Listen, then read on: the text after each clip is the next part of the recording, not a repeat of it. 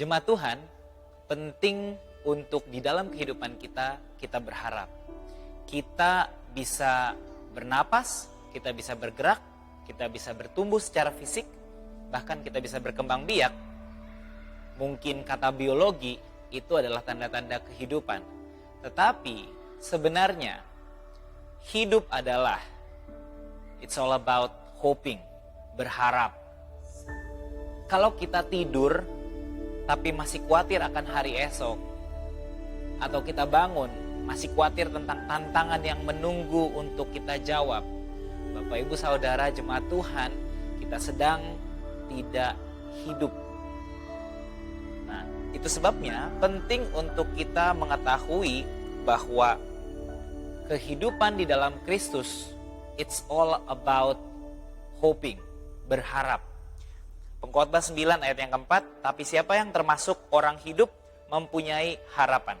Mari kita lihat satu cerita di Hosea 2 ayat yang ke-15. Firman Tuhan berkata, aku akan memberikan kepadanya kebun anggurnya dari sana dan membuat lembah Akor menjadi pintu pengharapan. Apa itu lembah Akor? Lembah Akor adalah lembah di mana Akan bin Zerah di Yosua 7 ayat 1 dikatakan dia diseret keluar bersama seluruh keluarganya karena melanggar hari Sabat dengan mencari kayu bakar bagi keluarganya. Mengenaskan bukan? Seorang kepala keluarga harus dieksekusi di depan pintu perkemahan. Firman Tuhan berkata, seluruh orang Israel harus mengambil batu dan melontari dia sampai mati. Dia dan keluarganya. Apa itu lembah Akor?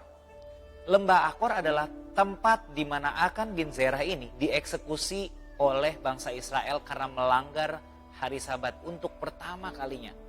Jadi apa itu lembah Akor? Akor sendiri berarti troubles, disturbance. Artinya adalah lembah Akor adalah lembah penghakiman, lembah dakwaan, lembah kematian.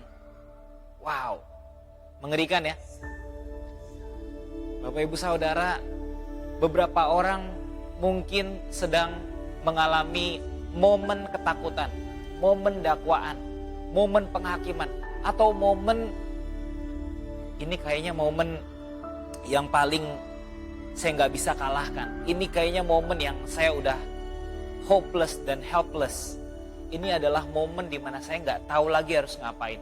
Bapak Ibu Saudara, kalau itu berbicara tentang kesehatanmu, firman Tuhan berkata oleh bilur-bilurnya kamu telah sembuh. Kalau itu berbicara tentang keuanganmu, finansialmu, firman Tuhan berkata Allahku akan memenuhi segala keperluanmu menurut kekayaan dan kemuliaannya. Kalau itu berbicara tentang bisnismu, apapun yang kau kerjakan, Dia memberikan kamu kehidupan yang berkelimpahan.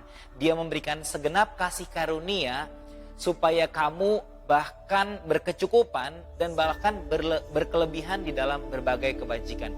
Kamu diberkati bahkan untuk menjadi berkat buat banyak orang. Bapak Ibu Saudara,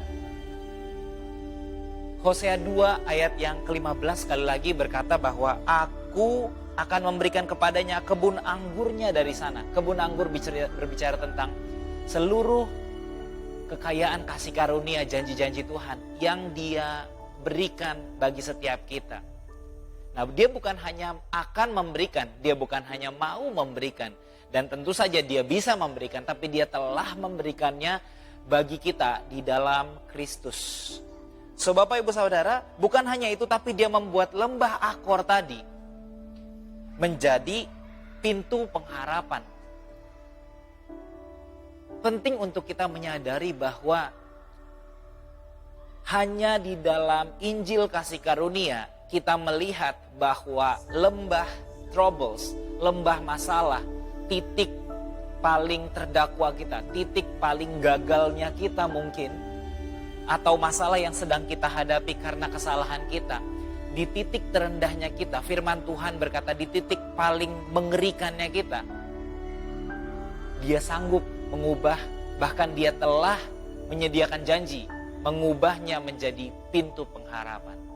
Hari ini berjalanlah di dalam kebenaran firman Tuhan, di dalam jaminan janji-janji Tuhan. Sebab Dia telah mengubahkan lembah masalah, lembah gangguan dalam kehidupan kita menjadi pintu pengharapan bagi kita semuanya. Tuhan Yesus memberkati.